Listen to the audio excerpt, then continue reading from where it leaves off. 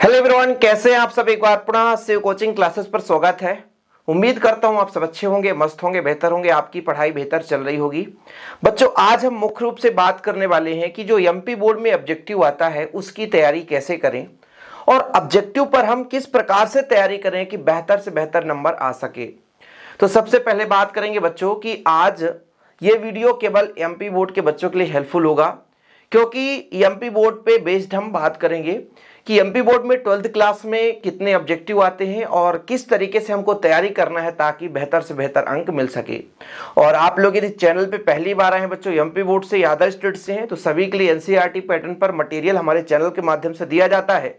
तो बिल्कुल चैनल पे आप लोग पहली बार आए, चैनल को सब्सक्राइब जरूर कर लेना बच्चों और बेल आइकन प्रेस कर लेना। तो चलिए आज मुद्दे की बात करते हैं। सबसे पहले हम बात कर लेते हैं कि एमपी बोर्ड में कितने परसेंटेज ऑब्जेक्टिव क्वेश्चन पूछे जाते हैं। जैसे बच्चों आप सबको पता है कि यदि आपका 100 नंबर का क्वेश्चन आएगा, है ना, मतलब कुल मिलाकर के टोटल जो ओवरऑल नंबर रहेगा वो 100 नंबर रहेगा, तो फिर उसमें ऑब्जेक्टिव कितने परसेंट रहेंगे बच्चों। लगभग आपके मन में आएगा ना कि सर ऑब्जेक्टिव कितने आएंगे। तो 40% ऑब्जेक्टिव के लिए बोला जाता है कि 40% ऑब्जेक्टिव आएगा। लेकिन यहां पर मैक्सिमम जो अब एमपी बोर्ड में एग्जाम होते हैं वो 80 नंबर में होते हैं, 70 नंबर में होते हैं। तो यदि 70 नंबर में होता है बच्चों, जैसे फिजिक्स, केमिस्ट्री और बायोलॉजी में बात करूं तो 70 नंबर में होता है। और 70 नंबर में यदि हम 40% ऑब्जेक्टिव काउंट करते हैं तो बच्चों आपका टोटल नंबर हो जाता है 7 चौक 28, यानी 28 नंबर का केवल और केवल ऑब्जेक्टिव क्वेश्चन पूछा जाता है। अब यदि आपको 28 में 28 नंबर लाना है तो किस प्रकार से पढ़ना चाहिए, क्योंकि एमपी बोर्ड में कैसे कैसे बहुविकल्पी क्वेश्चन आ जाते हैं वो आपको पता नहीं रहेगा बच्चों, कहां से क्वेश्चन दे देता है। जैसे आप लोग सोर्स समझते हो कि परीक्षा अध्ययन से पढ़ाई करें, परीक्षा बोर्ड से पढ़ाई करें या बुक से केवल पढ़ाई करें तो हमारा 28 नंबर पूरा आ जाएगा। लेकिन बच्चों ऐसा यदि हम कह दें कि केवल जो परीक्षा बोर्ड में ऑब्जेक्टिव दिया रहता है या परीक्षा अध्ययन में ऑब्जेक्टिव दिया रहता है, सिंपल पेपर में ऑब्जेक्टिव दिया रहता है, बुक के लास्ट में ऑब्जेक्टिव दिया रहता है, मात्र इतना यदि आप ऑब्जेक्टिव पढ़ रहे हैं तो मैं आपसे कहता हूं बच्चों की गारंटेड आप लिख के ले लीजिए। चाहे आप किसी भी मतलब ईयर का क्वेश्चन पेपर उठा लो, 2020, 21, 22, 23, 24, 25 किसी भी ईयर का ले लो बच्चों, लेकिन 28 में मात्र मैं कहूंगा कि आपसे 20 नंबर ही ऑब्जेक्टिव ऐसे होंगे जो बन पाएंगे, क्योंकि आपने कहां से पढ़ा है, परीक्षा अध्ययन, परीक्षा बोर्ड या बुक से पढ़ा है। अब आपके मन में आएगा कि सर अब हम ऑब्जेक्टिव पढ़ेंगे कैसे, क्योंकि देखिए बच्चों मैं आज उन बच्चों के लिए बात करने वाला हूं यहां पर जो वास्तविक रूप से 95% टारगेट बनाकर रखे हैं और केवल ये सोचते हैं कि मैंने इस टीचर से पढ़ा है और मेरे इन टीचर के पढ़ाने के आधार पर 95 नंबर आ जाएंगे। तो ये बहुत बड़ी गलती है, बहुत बड़ी मिस्टेक आप कर रहे हो बच्चों। चाहे मैं पढ़ाऊं चाहे कोई और टीचर पढ़ाए, केवल हम आपसे कहते हैं कि ये परीक्षा में ये 400 ऑब्जेक्टिव क्वेश्चन और पूरे के पूरे इसी में से आएंगे बच्चों, ये एक बहुत बड़ी गलतफहमी है, क्योंकि ऑब्जेक्टिव क्वेश्चन की कोई गारंटी नहीं रहता कहां से आएगा। अब आप कहोगे सर आप तो सब गलत सलत बता रहे हो, हमको पढ़ाई कैसे करना है। तो बच्चों मैं आप आज एक टिप्स देने वाला हूं आप सभी को। यदि उस तरीके से आपने पढ़ाई किया तो वास्तविक रूप से आप अच्छे नंबर ला पाओगे।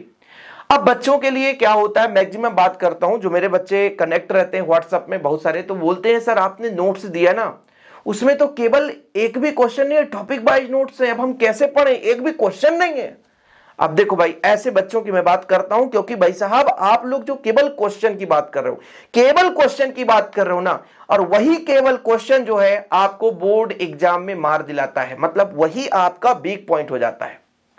अब आप कहोगे सर ऐसे कैसे। देखिए भाई साहब, जैसे मैंने आपको कहा कि कूलाम का नियम पढ़ रहे हो, अब कूलाम के नियम से क्वेश्चन कैसे बनेगा बच्चों। कूलाम का नियम प्रतिपादित किसने किया, कूलाम का नियम कब दिया गया, कूलाम का नियम किन पर आधारित है ना, कूलाम का कथन क्या है, कूलाम के नियम के आधार पर फार्मूला क्या होता है, एकांक आवेश की परिभाषा कितनी होती है और किन पर जो है कूलाम का नियम लागू होता है। ऐसे 5, 6, 7 ऑब्जेक्टिव आप लोग एक टॉपिक से तैयार कर सकते हो, लेकिन कब, जब आप कूलाम का नियम पूरा बेसिक से अंत तक पढ़ोगे ना बच्चों। हम भी जब लेक्चर कराते हैं तो केवल ये नहीं कहते कि एकांक आवेश की परिभाषा बस एक टॉपिक नहीं भाई, यदि हमने कूलाम का नियम पढ़ाया तो कूलाम का नियम, कूलाम की सीमाएं, कूलाम से क्या फार्मूला निकल कर आया, कूलाम के नियम को किसने प्रतिपादित किया, कूलाम से निष्कर्ष क्या निकलता है, लास्ट में सूत्र कितना होता है, एकांक आवेश की परिभाषा क्या है, और उस तरीके से यदि आप पढ़ते हो बच्चों तो आपके ऑब्जेक्टिव भी तैयार हो जाते हैं, वहां से क्वेश्चन भी आ जाते हैं। क्यों, क्योंकि उसी से 2 नंबर का भी क्वेश्चन बनता है, उसी से 4 नंबर का भी क्वेश्चन बन जाता है। केवल कूलाम के नियम आ गए भी 1 नंबर में एडजेक्टिव। बोला एकांक आवेश की परिभाषा सूत्र सहित लिखो, तो फिर 2 नंबर का आ गया। कूलाम का नियम और सूत्र 2 नंबर में आ गया। कूलाम के नियम का गणितीय व्याख्या ये आपके 4 नंबर में आ गया। बताओ, ऐसे ही क्वेश्चन पूछे जाते हैं और बच्चे बस क्या सोचते हैं कि सर केवल इंपॉर्टेंट क्वेश्चन मिल जाए, हम उतना पढ़ने 95% आ जाए। तो मैं पहली बात तो कहना चाहूंगा मेरे छोटे भाई बहनों कि 95% यदि आप चाहते हो तो वास्तविक रूप से 95% नॉलेज भी होना चाहिए। चाहे आप किसी भी टीचर से पढ़ रहे हो, एमपी बोर्ड में कोई भी आप टीचर पकड़ लो भैया, यदि कोई कह दे कि गारंटी मैं केवल पढ़ाया, मेरे पढ़ाने से केवल 95% आया, तो ये बहुत बड़ी गलतफहमी है।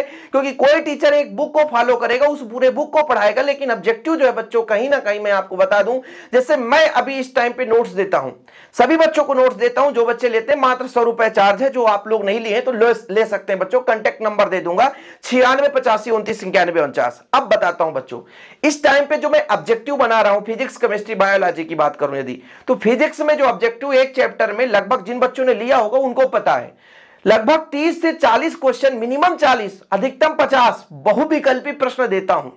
फिर 15-20 रिक्त स्थान वाले क्वेश्चन देता हूं। फिर बच्चों 70 वाले भी क्वेश्चन देता हूं। सही जोड़ी भी कुछ क्वेश्चन दे देता हूं। और कुछ बच्चों ऑनलाइन फैक्ट, कुछ फार्मूले वगैरह सब कुछ ऐड करके देता हूं। जानते हो क्यों?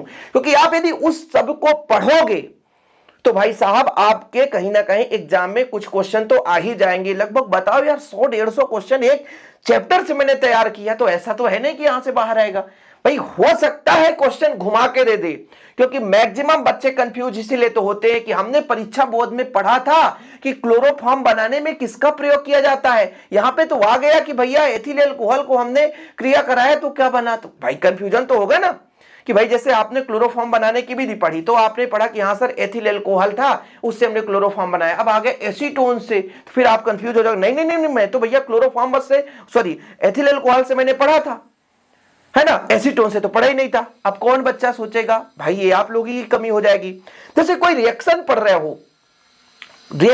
हो तो क्लोरोफॉर्म से क्लोरीटोन बनाने के लिए आ गया और सूत्र दे दिया, क्लोरीटोन का सूत्र है। अब बोले हम तो समीकरण याद किए थे, समीकरण में नाम ही नहीं पता। ऑब्जेक्टिव क्वेश्चन आ गया, फिर जाकर टीचर को बताओ सर आपने जो पढ़ाया क्वेश्चन नहीं आया। ऐसा होता है, अभी त्रैमासिक में भी कई बच्चे कहते हैं सर आपने जो पढ़ाया वो क्वेश्चन नहीं आया, जबकि सर ने उसको 1000 बार पढ़ाया, लेकिन भाई आपको समझ में नहीं आया कि क्वेश्चन कहां से आया। यह सबसे बड़ी आपकी गलतफहमी होती है बच्चों। ऑब्जेक्टिव भी ऐसे ही होता है। अब जैसे मैंने कहा बहुविकल्पी के क्वेश्चन 80 क्वेश्चन हमने करा दिया और उसी में से रिक्त स्थान क्वेश्चन पूछ दिया। मतलब क्वेश्चन ऐसे बनाया कि रिक्त स्थान में दे दिया। अरे भैया आप कैसे बोलोगे सर ये बहुविकल्पी क्वेश्चन जो रिक्त स्थान में कैसे दे सकता है? दे सकता है भाई। बोलेगा निम्न में से कौन सी अभिक्रिया क्लोरोफॉर्म बनाती है? समझ रहे हो ना, 4 ऑप्शन दे दिया और उसी को रिक्त स्थान निम्न अभिक्रिया में क्या बनता है, तो क्लोरोफॉर्म बनता है। तो क्वेश्चन तो घुमाया जा सकता है ना। अब यही सबसे बड़ा आपके मन में कंफ्यूजन रहता है, क्योंकि जब आप एग्जाम आता है और एग्जाम आया, बोले भैया रटना है रटना रटना, हमने सही जोड़ी हर चैप्टर से सही जोड़ी पढ़ा, सब सही जोड़ी पढ़ा, और सही जोड़ी जो पढ़ा वो एक भी नहीं आया, अलग से आ गया। अरे भैया वो चीज क्वेश्चन हो सकता है रिक्त स्थान में पढ़े होंगे, हो सकता है वो आप लोग ऑनलाइन फैक्ट में पढ़े होंगे, हो सकता है वो सत्यासत्य में पढ़े होंगे, हो सकता है वो बहुविकल्पी में पढ़े होंगे, लेकिन कहीं ना कहीं क्वेश्चन वो रहता है। जैसे मैं पढ़ाता हूं स्वप्रेरण किसे कहते हैं, तो स्वप्रेरण की परिभाषा, उसका मात्रक, उसका विमी सूत्र, उसकी प्रकृति, वो किन चीजों पर लागू होता है, उसकी निर्भरता क्या है, कैसे परिभाषा होता है, ये सारा चीज जब आपके मन में फीड होगा बच्चों, तभी आप 95% ला सकते हैं। चाहे मैं पढ़ाऊं या किसी और से टीचर से पढ़ो, चाहे कोचिंग में पढ़ो। आजकल तो कोचिंग बच्चों का फैशन भी है। बच्चे जाते हैं वहां केवल उतारते हैं, लिखते हैं और ला करके कॉपी घर में रख देते हैं। साल भर पढ़ते हैं और जब रिजल्ट आता है तो बोलते हैं सर मैंने साल भर मेहनत किया, मैंने बहुत मेहनत किया, लेकिन मेरे परसेंट आए 75, 65, मैंने सोचा था 85 लेकिन परसेंट आए 65। इसके पीछे भी रीजन होता है बच्चों।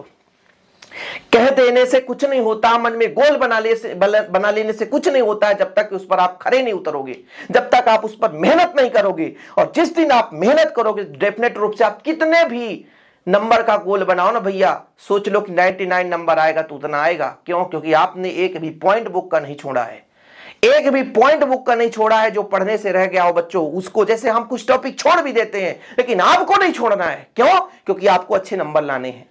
ठीक है बच्चों, इसीलिए मैं कहता हूं कि जब भी आप पढ़ो, कोई भी टॉपिक पढ़ो, तो उसकी परिभाषा, उसका मात्रक, उसका विमी सूत्र, उसकी निर्भरता, उसका प्रकृति, उसकी परिभाषा जो भी उस पर निर्भरता है बच्चों, सारा चीज लिखो, तभी आपके नंबर आएंगे। बाकी तो भाई पास होने के लिए आप लोग 1 महीने भी परीक्षा अध्ययन परीक्षा वो रट लोगे तो आसानी से आ जाएगा।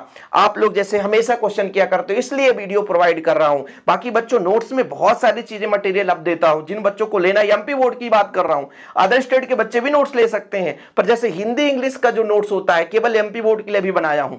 जिन बच्चों को हिंदी इंग्लिश का नोट्स लेना है तो एमपी बोर्ड का ले सकते हैं। धीरे धीरे करके इस पर काम भी चल रहा है, ऐसा नहीं है भाई कि जो पीडीएफ बनते हैं वो मिलते रहते हैं। जैसे ग्रामर पोर्शन पर मैक्सिमम फोकस है, वो धीरे धीरे करके बन रहे हैं। एक साथ तो पूरा नहीं बन जाता बच्चों, लेकिन क्वेश्चन आंसर पूरा रेडी हो चुका, धीरे धीरे करके सारा ग्रामर पोर्शन भी दिया जाता है। तो जिन बच्चों ने एमपी बोर्ड का हिंदी इंग्लिश का नोट्स नहीं लिया तो नोट्स जरूर ले लें प्रॉपर रूप से तैयारी के लिए। बाकी आप लोग अपना भी मेहनत कर, लेकिन जो हम कंटेंट दे बच्चों अभी से एग्जाम तक, उसको आप लोगों को तैयार करना ही करना है, उसको छोड़ना नहीं है। इतना ध्यान रखो, जैसे कोई टीचर आपको पढ़ाता है, कोई टीचर आपको मटेरियल प्रोवाइड करता है, अब बच्चों का क्वेश्चन रहता है सर केवल इतना ही पढ़ें। देखो भाई साहब, टीचर ने पढ़ाया, टीचर ने मार्गदर्शन दिया, टीचर ने आपको गाइडेंस दिया कि इस तरीके से पढ़ो, अब आप उतना पढ़ो ही पढ़ो, एक्स्ट्रा भी पढ़ो। बच्चों मैं अपनी निजी बात बता रहा हूं, जैसे मैं यदि 12th क्लास में मैथ की बात करूं तो 98 नंबर थे उस समय पे। जैसे कोचिंग में पढ़ता था तो जो आपका नवबोध था, युगबोध नाम से चलता था, तो युगबोध से पढ़ता था। स्कूल में पढ़ता था बच्चों शिवलाल जो बुक होती है उससे पढ़ता था एमपी बोर्ड में, और कभी कभार एनसीईआरटी के जो बुक होते थे उनसे भी क्वेश्चन देखता था मैचिंग करके कि इससे और एक्स्ट्रा कौन सा क्वेश्चन है जो हमने नहीं पढ़ा। अब कोई एक टीचर एक ही बुक फॉलो करे, पूरे बुक फॉलो तो नहीं कर सकता, पूरा बुक तो नहीं पढ़ा सकता, ये भी बात तो सही है ना, वो सबको लेकर चलता है।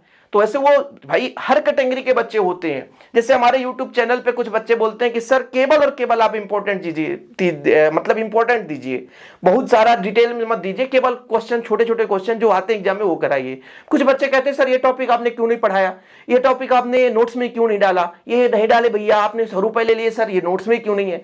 सबको ध्यान में रखते हुए करना पड़ता है बच्चों, सही है कि नहीं। तो आप लोगों को थोड़ा एनालिसिस करना है, जिनको 95 टारगेट है बच्चों, थोड़ा सा डीप पॉइंट पे जाना है। बुक में आप मार्कर से चिन्ह लगाओ, है ना, आपका आता हाइलाइटर आता है कि भाई साहब, या कि उसको आप एक कॉपी में लिखते जाओ। एक दिन बढ़िया बैठो, जैसे आपको चैप्टर 1 का देखना है कि हम सर ने पढ़ाया, ये तो हमने तैयार कर लिया, लेकिन कुछ ऐसे पॉइंट जो सर ने नहीं पढ़ाया, स्कूल में हमने नहीं पढ़ा, उसको भी आप अपने कॉपी में नोट कर लो, और बच्चों वही ऑब्जेक्टिव में हो सकता है, आ सकता है। तो ऐसे क्वेश्चन मान लीजिए 25 या 30 नंबर में मैं कहूं तो लगभग 75% तो आपका बिल्कुल नॉर्मल क्वेश्चन ही आता है।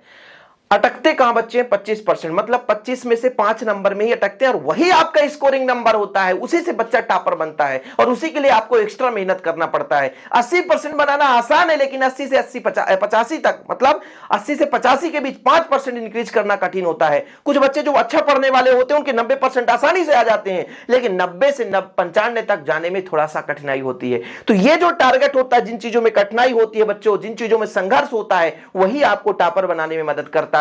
और जो बच्चे अलग स्ट्रेटजी से पढ़ाई नहीं करते, जो बच्चे केवल और केवल भीड़ में चलने की कोशिश करते हैं, तो भीड़ जैसे आपके नंबर भी आते हैं। अब मत सोचना कि ये जिला में कि 5 टॉपर एक साथ आ जाएंगे, ऐसा नहीं होगा भैया। एक ही टॉपर कहलाएगा जो बेहतर नंबर लाएगा, क्योंकि वो अलग से स्ट्रेटजी से पढ़ाई कर रहा। हो सकता है 5 बराबर अंक आ जाए तो 5 टॉपर कहला जाए, लेकिन उसकी जो स्ट्रेटजी वो अलग है, सब कुछ अलग है। हम लोग जैसे यहाँ पे बहुत गला फाड़ फाड़ करके जून से पढ़ाते हैं लास्ट तक, लेकिन हमारे एमपी बोर्ड के बच्चे जानते हो क्या टास्क करते हैं। अभी 3 दिन पहले एक लड़की ने मैसेज की, है ना, जो भी हो, मैं एड्रेस ज्यादा इंफॉर्मेशन नहीं लेता हूं, जानते हो क्या कहती है कि सर मैंने पूरी साल अच्छे से पढ़ाई की, लेकिन अर्धवार्षिक में मुझे रियल पेपर मिल गया, और जब रियल पेपर मिला ना तो मुझे लगा कि सर अब बोर्ड में भी रियल मिल जाएगा, क्यों मेहनत करूं। और फिर वो जानते हो 4 सब्जेक्ट में फेल हो गई। अब दिसंबर में रुक जाना नहीं, मैं फॉर्म भरने के लिए बोल रही थी।